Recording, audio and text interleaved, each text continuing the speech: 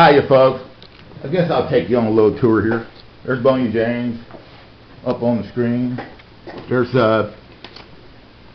my UK person. Here's my other UK person. There's my Jesus candle. What else you want to see? You probably want to kind of sloppy in here because I've been working on shit. He's fucking with my drill and all kind of other shit today. But I'm really excited because my paradigm subwoofer right here, it broke. And I got sick of this shit. I took it apart and repaired the circuit board. So now it works. That's my apartment. What do we got going on here? There we go, folks. Exciting. There's my little books and shit. I got a whole bunch of books, but I'm gonna read that book next. The Outline of History by H.G. Wells, folks. Max sent me that book right there.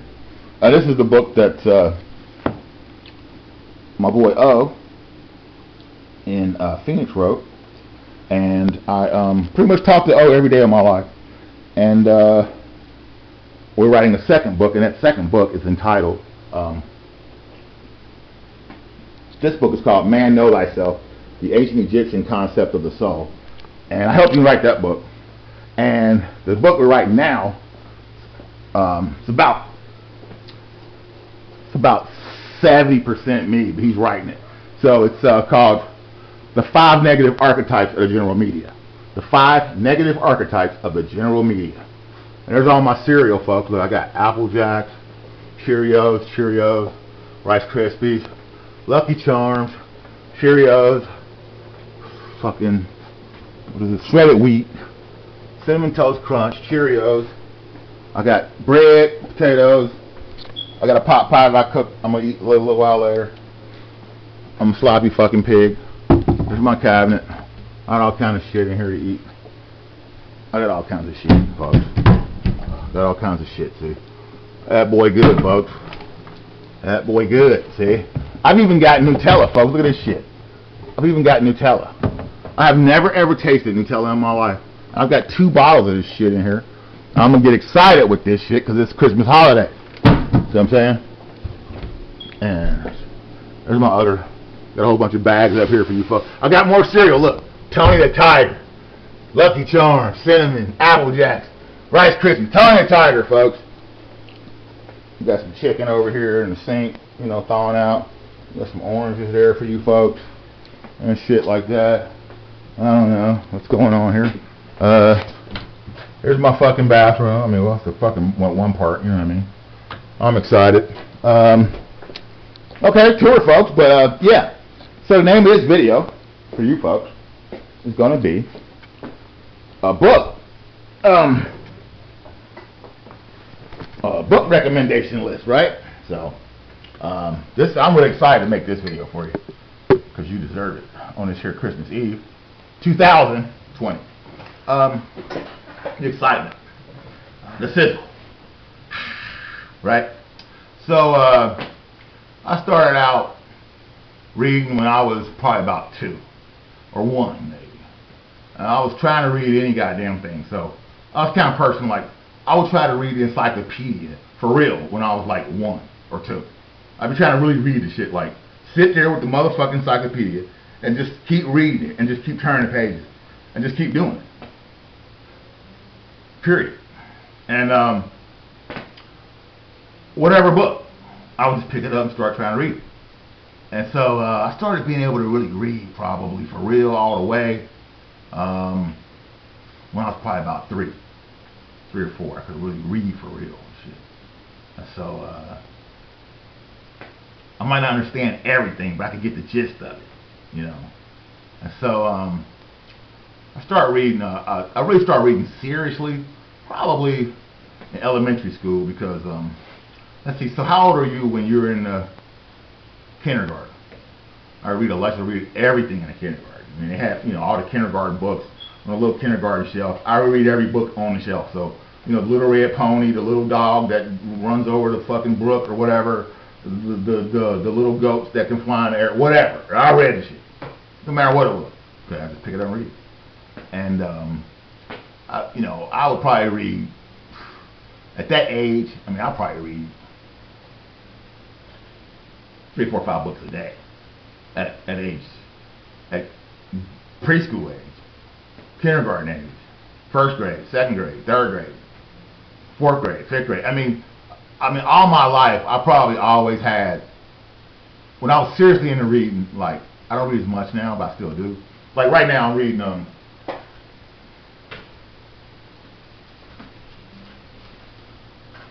Oliver Stone's new book. I just got this book in the mail. Well, no, I got it a while ago. I've been reading it. I'm about, let's see, on page 131. When he's doing the Midnight Express movie, which is an incredible movie. Incredible movie. If you've never seen it. It takes place in Turkey, of course. But I would read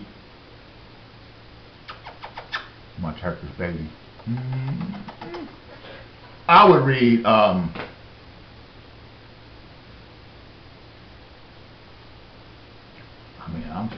I'm sure by age I was 10, I had read 1,000 books. You know what I'm saying? So, and then, like, I started reading real serious shit though, because I was fortunate enough to have parents that, you know, it was just always books in the house. And my dad liked alternative subjects. So, you know, I was reading Sheikh Anta Diop and Dr. Ben Buchanan and Carter G. Woodson and Malcolm X and John Henry Clark, Ivan Van Fatima. I was reading all that stuff when I was 10 and 11 years old. See? And then my dad started going to the University of Cincinnati at night to get his degree in something or whatever. And I was such a precocious motherfucker, you know. I mean, I would be considered a bad little boy because I'd always be into something. I was a little boy. I was a typical Leave It to Beaver, fucking Ferris Bueller. You know, I'm this kind of motherfucker. I'd be in the backyard throwing baseballs, knocking out people's windows and shit. Not on purpose, but just because I'm a little boy that's back in the backyard hitting the fucking ball with a baseball bat. You know. And so my mother would be like, "Can you take that motherfucker with you to night classes and shit?" You know. So my dad would take me to the University of Cincinnati campus with him and shit. And his night classes were like 3 or 4 hours. And I think he went 2 or 3 times a week. And he did that shit for like 2 years. And I went pretty much every time. So, the only thing I would do was, I would do one thing immediately. I would go to the University of Cincinnati library. And I would just start reading books. And the stuff that I read first, the most, you know, the serious shit, I used to read Da Vinci, study Da Vinci. It's probably the first person I ever studied, I would say. Serious, hardcore shit, you know. And then I discovered the books of Carl Jung, you know, and the psychology, abnormal and normal psychology, Carl Jung, Jungian psychology and shit. And that was just where I got immersed. I just couldn't get off that shit. So I just read all that shit. The red book, all that shit before I was 12 years old, see. And then when I was 13, I remember I was 12 going on 13. And I remember because I was going to the 7th grade. And my mom turned me on to this book by Carlos Castaneda entitled Tales of Power. And so I read that book. And up until that point in my life, that book impacted me the most of any book. And so I subsequently got all the previous books of Castaneda, and I read all those. And then I would read all the new books when they came out. They would always come out about 2 or 3 years, all the way up into the last book, which was The Eagle's Gift. The Art of Dreaming, The Eagle's Gift, Second Ring of Power, Journey to Ixtlan, Separate Reality, and then Don Juan, the Teachings of Don Juan, a Yaqui Way of Knowledge, and Tales of Power. And The Power of Silence, and The Fire from Within. So I read all those books. I read all the Castaneda's books in my life probably at least 3 times, as well as Tales of Power probably 5, 6 times. Yeah, and then I also started at the exact same time, about that time, studying and reading Edgar Cayce, who was an American psychic, and he had an unbelievably tremendous effect on my life.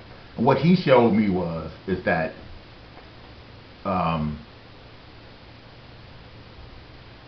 that being a pimp and all that shit is bullshit. That to live a life in any other way other than to do your best and to live it in such a way where you don't develop negative karma. That's the only way to stay connected to the spirit. So Edgar Cayce had a just gigantic impact on my life. And then I used to just read a whole bunch of stuff back, when I was young. I mean, everything. I mean, all the philosophers, Sartre, Kierkegaard, Immanuel Kant, Emanuel Swedenborg, and I got into reading Velikovsky, Manuel Velikovsky, who I consider the greatest scientist to ever live, personally. The reason why I consider that to be the case is because Velikovsky said that organic species can occur at once. And I had heard it only once before, when I heard Edgar Cayce also wrote that. He said that the Adam and Eve, our sapien mold, occurred at once. And I was like, huh. So, all the way forward in the life now, I never really was able to confirm what Velikovsky said until I really listened real closely to what Wallace Thornhill and Dr. Irving Wolfe go over and explain more of Velikovsky's. They explain it more in a comprehensive kind of way, which, I already read the book and I already had internalized it, but I do consider Velikovsky to be the greatest scientist that ever lived. I read some Einstein stuff. I never really liked Einstein all that much. A lot of those stuff that they say that, Einstein said this, Einstein said that, I don't believe it. But people don't know that Einstein and Velikovsky died living next to each other in Princeton, New Jersey. Very interesting, huh?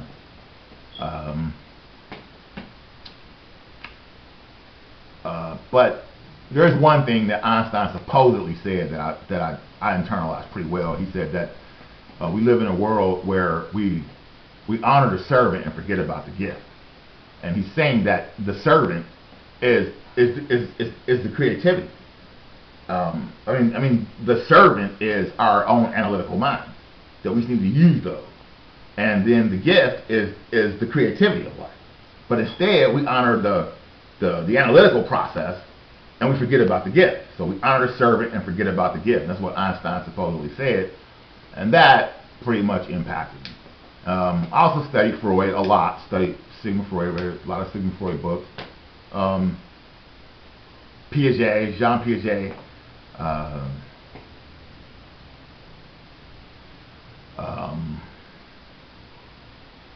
I read Gurdjieff when I was young. I used to read a lot of like witchcraft, satanic shit. I really wasn't scared to read nothing. You know what I mean? So, I'm a reincarnated Toltec, but I don't practice sorcery in this lifetime. So that's why I don't, like the satanic shit and the magic and shit like that. I understand it better than most people that practice it do.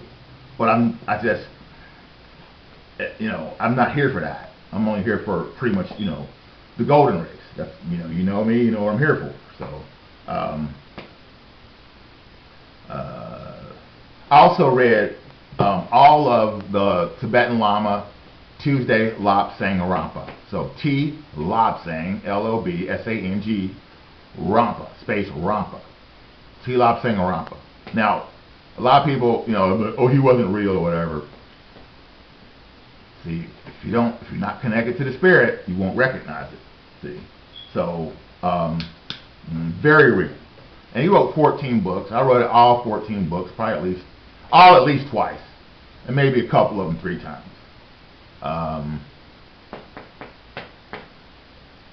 I read every Sidney Sheldon novel ever.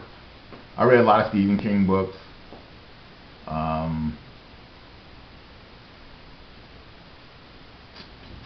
Of course, I read a lot of the New Age stuff. I read a lot of, I read Course in Miracles. I read all of David Icke's books, pretty much. Stuart Swirlow's books. I used to read all that raw material back in the day, and the Galactic Federation stuff that you would order off the internet, and you would get it in like these binders and stuff like that. I read all that stuff. I read Jean-Michel Desmarquet's book, Abduction to the Ninth Planet. It also has an alternative name, which is Abduction to the Golden Planet.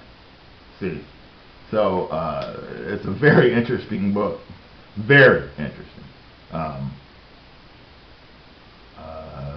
I read Oliver Stone's other books. I read so many autobiographies. I read Jackson's autobiographies, The Temptations,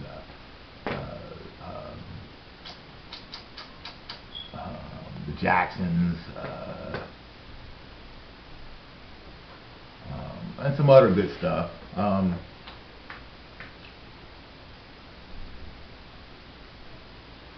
Trying to think. If you just go by the foundational stuff that I told you about what I read, you probably be all right. So I ain't gonna make this a long, drawn out, exciting book list or nothing, because it's Christmas Eve and I want to go to the store and get another bottle of wine here, folks, and drink that and play some jazz music. You know what I mean? But I don't know. I hope that's a good enough video for you for the book list. Just so many books I read. And there's no, I read all of Fritz Spring. I read Fritz Springmeier. I consider this to be one of the best books ever. It's Fritz Springmeier's book, The Illuminati Formula to Create a Total Undetectable Mind Control Slave. I read William Cooper's Behold a Pale Horse. That's a huge book to me. I read Colonel Leroy Fletcher Prouty's The Secret Team, the whole thing. I read Dan Brown. I read The Da Vinci Code, and I read Digital Fortress. I read a lot of Jackie Collins books.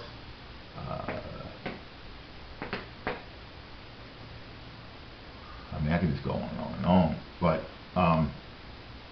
yeah, I read Stephen Kinser's books about the Dulles brothers. I didn't like his book about mind control. I thought that shit was immature and infantile. But I did really appreciate his book about it's entitled The Brothers Dulles. I read a lot of stuff about JFK. Not necessarily the conspiracy stuff, I read Jim Marrs's books. I read Rule by Secrecy, and I read Crossfire by Jim Marrs before.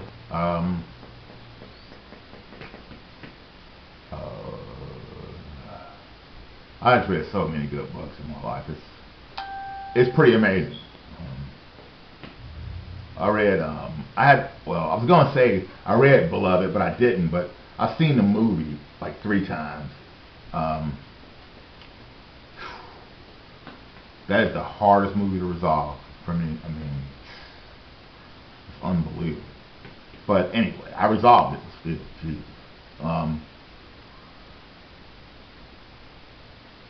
I read so many magical books, or books by people that are considered to be witches or warlocks or magicians, or I read all kinds of Egyptian material, of course, because we wrote the book. See, So I don't know what else to say, folks. I mean, I even read sports autobiographies. I read Lawrence Taylor's book. I read Monster by Cody Scott, the gangbanger in South Central LA.